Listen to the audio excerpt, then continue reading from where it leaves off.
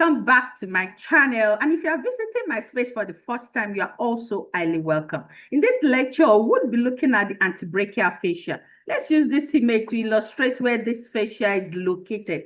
This region that is harrowed in white is the antebrachial fascia. This fascia is a dense connective tissue that is seen to envelop muscles in the forearm region. In this lecture, we'll be looking at how this fascia extends, the different features that it creates, and also its functions.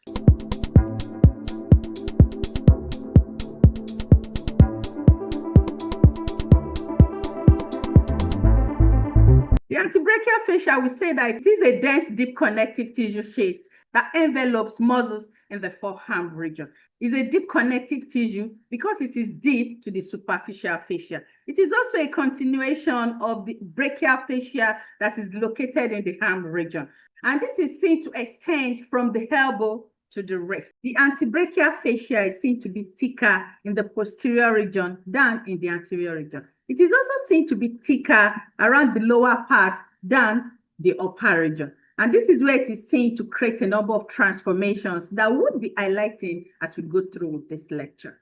Now, let's look at the extensions of the antebrachial fascia, and here we'll be highlighting some other features that it creates. This fascia is seen to extend from the olecranon process and also the posterior border of the ulna. Around the lateral and the medial side, it is seen to take its extensions from the medial and the lateral epicondyles. While in the anterior part, it is seen to extend from the bicipital aponeurosis. The bicipital aponeurosis is an extension that is created by the tendon of the biceps brachii muscle. This is also seen to form the roof of the cubital fossa, and this is seen, of course, in the anterior region. So you see it extending from behind and going more laterally and on the medial side, while in the anterior part, it is seen to extend from the bicipital aponeurosis. So after this extension, it is seen to give up numerous intermuscular septa, and these septa are seen to envelop the individual muscles located in the forearm region. So as it descends down, it is seen to be creating a number of transformations around its anterior part and also the posterior part.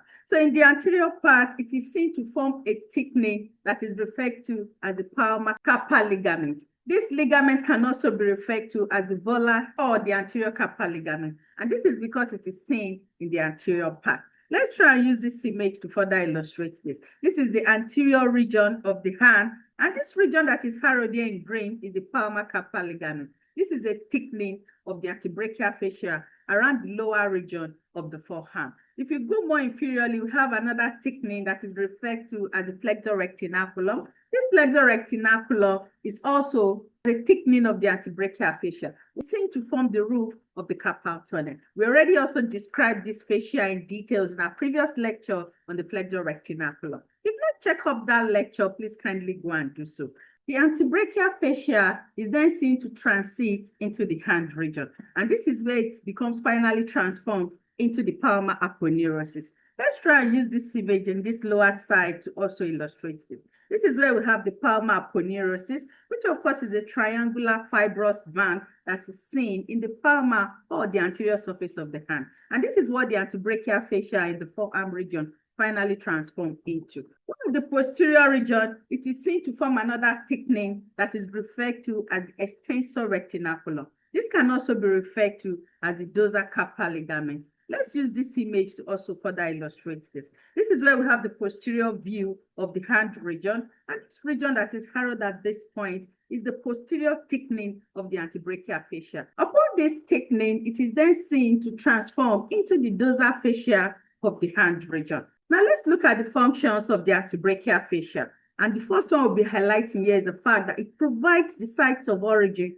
for some forearm muscles. It is also seen to play a huge role in the compartmentalization of the muscles of the forearm, and this is where it is seen to separate or divide them into the anterior, the flexor compartment, and the posterior or the extensor compartment. Let's try and use this image to further illustrate this.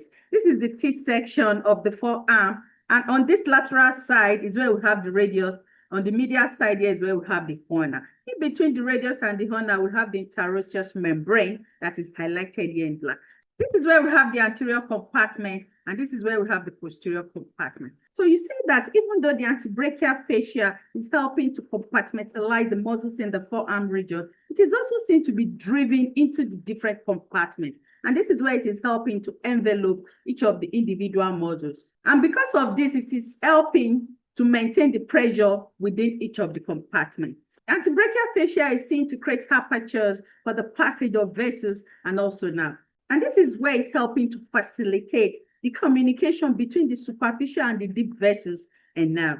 The distal thickening of the antebrachial fascia that we've highlighted in our previous slide, which include the palmar-carpal ligament, the flexor retinaculum in the anterior part, and also the extensor retinaculum in the posterior part, are seen to increase the stability of the muscles that are located in the forearm region. And this is where they are helping to prevent the bowstringing action of this muscle during wrist action. So during the different movements that the wrist exerts, these thickenings that are created around the distal part of the antebrachial fascia are seen to help hold the tendons of the muscles located in this region together. And this is where it is helping them from scattering or moving apart during these actions. So thanks for watching this video, and I hope you find this useful. Bye.